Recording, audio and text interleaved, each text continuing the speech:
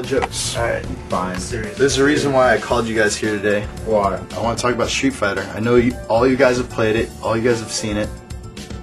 Street Fighter. Want to bite my cookie? Yeah. So let's start. It all started in front of their towers, their headquarters in Shinjuku. Yeah, we really didn't know what to expect. Much like you, we had high expectations, but we were afraid of what we'd see. You realize what we're about to see? More free time. We're gonna be the first people in the world to see Street Fighter 4. You're gonna be the first dude to lose at Street Fighter 4 out in I think I'm better than you at this one. Like this and already, Street Fighter 4 at the game we've never played. Yeah, I have a feeling that I'm better at you. Really? Yeah. Logical. Maybe I'll actually get a controller. He has been dragon punching since you were like this is true. I did dragon punch my sister when I was 16 and said Shoryuken and gave her a bloody nose. And I'll never forget, like I didn't really mean to hit her very hard and I was like Shoryuken and I connected there and like turned and looked at me like this, like blood like pouring. I was like, I'm sorry. I'm so sorry. I didn't mean to hit you that hard. Like I didn't remember what we were arguing about something really important. I didn't know these bones would impact your nose. Oh. Yeah, so watch out. But yeah, you should have been there. It was really great. So what else? What else? I mean, who'd you talk to when you were down there? We're introduced to the guy who's behind Street Fighter now. He's in. Mr. Yoshinori Ono. Right, who's kind of new-ish to the franchise. Well, I first met him a few years ago because he produced Onimusha 4, and at that point I knew him because he'd made Capcom Fighting Evolution. So when I first met him, I asked him what was up with that, and he remembered me because I hated Capcom Evolution so much. Rightly. Yeah. So when we saw him in Street Fighter 4, he's like, oh yeah. So he knew he had something to prove, you know. Like when I saw that's the guy making Street Fighter 4, it didn't fill my heart with happiness. ファイティングジャムの企画のコンセプトは僕はその去るプロデューサーから聞いた時にいいと思ってたんですね。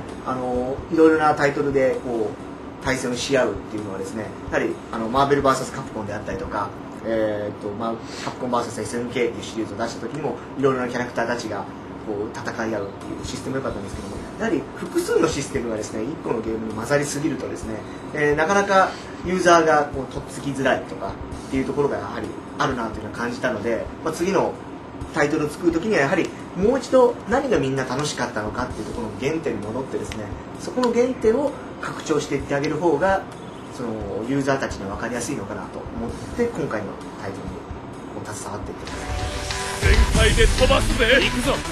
波動拳。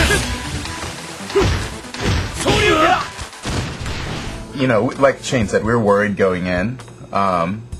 And I think the graphics, seeing it for the first time, worried me a bit more.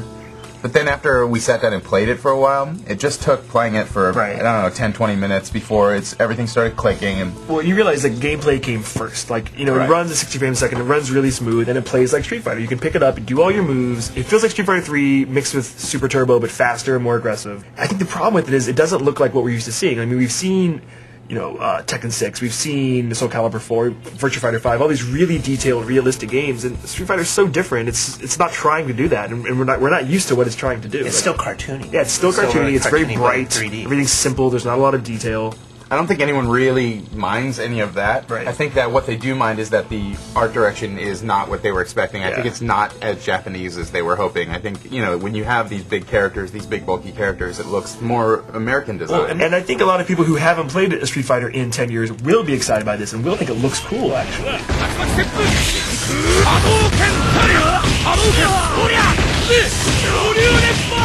Is it more like Street Fighter 3, like Third Strike, with more parries and like... No, there's no parries. Because his philosophy now is to make it very offensively oriented. He just like, he didn't want a lot of people turtling and protecting, and he saw like how the advanced players in Street Fighter 3 were playing. Like, you know, we all seen videos of where you're like parrying every step of a super move, you know. He's like, it's kind of no fun for like a new person to get in there and just not have any attacks be effective. So he's like, take away a lot of that stuff. Of course, you can still block, but he just wants people to go all out offensive, like super combos and attacks and juggles and all that.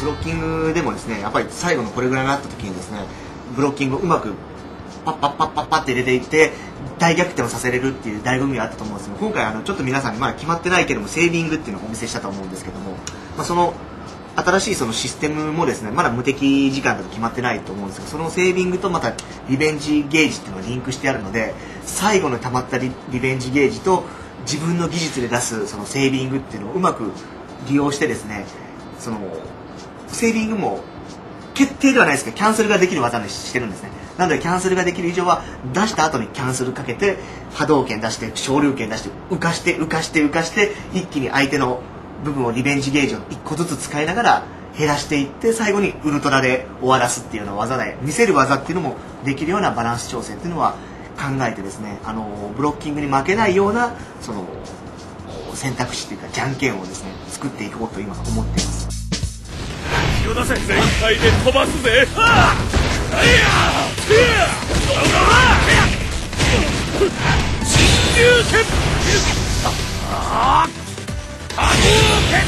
There's 2 meters in the game. 1 meter at the bottom is the super meter that you're used to, and that one fills up as you attack other enemies. And the revenge meter gets filled up as you block or get hit by attacks. So as you dish out stuff, 1 bar fills up, and as you take stuff, the other bar fills up. But it's a circle bar and it's not in the same spot. Anyway, and the revenge meter is a 4-part meter. Right, it fills up in 4 stages. Yeah. And then as you get those bars filling up, you can do different things with them. So your super bar is used to do super attacks, which can be turned into ultra attacks if your revenge meter is also full up. 3 out of the 3. Yeah. So you need 3 to be able to do an ultra combo. Then any of those revenge slots can be used at any. You can use 1 at any time by tapping Fierce and Roundhouse, and that'll do like your charge back move. Or you can also use revenge meter to cast EX specials like in Street Fighter 3, where you throw like a heavy fireball or a heavy dragon punch. You know, if it's a fireball, you use 2 punch buttons instead of 1. If you hold it down Right. and charge it up, you can spend up to 3 revenge units, and then you do like a more powerful invincible attack that's also unblockable. Right. So that's something that anybody can do. Like you don't have to there's no timing to hold it down, you know. But if you have timing, then you can basically use it to cancel off previous moves that you've done. So the scenario he described was just like one possible scenario. Like you could use the that invincible move where with Roundhouse and Fierce to do like 1 strong invincible move and knock them out of the way, then dash to cancel, then do like an EX Fireball, dash to cancel that, then like EX Dragon Punch, dash to cancel, and then you still have 1 revenge spot left. You could do like another EX Dragon Punch afterwards. So if you save up all of your bars, you really do have a lot of options, and it's not like dial a combo by any means. air juggles, they've been in like the Versus games, X-Men vs. Street Fighter, Marvel vs. Capcom, but they've never been in Street Fighter proper. So this is the first time you can air juggle. It's not like where you're just not like, automatic. boom, boom, boom, boom, Right. just like hitting the guy. It's not automatic at all. It's just kind of a refinement of systems that already existed a little bit. I mean, Revenge is new, but they brought back things from 3, like the EXs that people thought might be gone.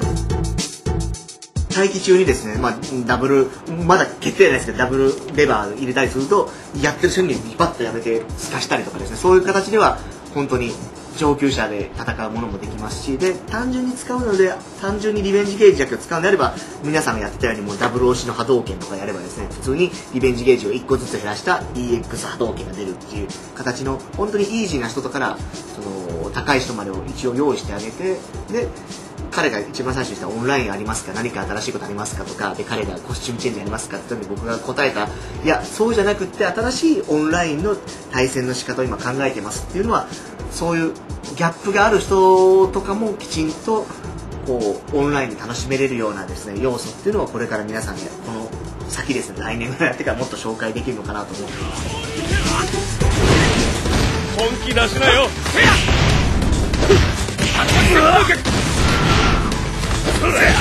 波動拳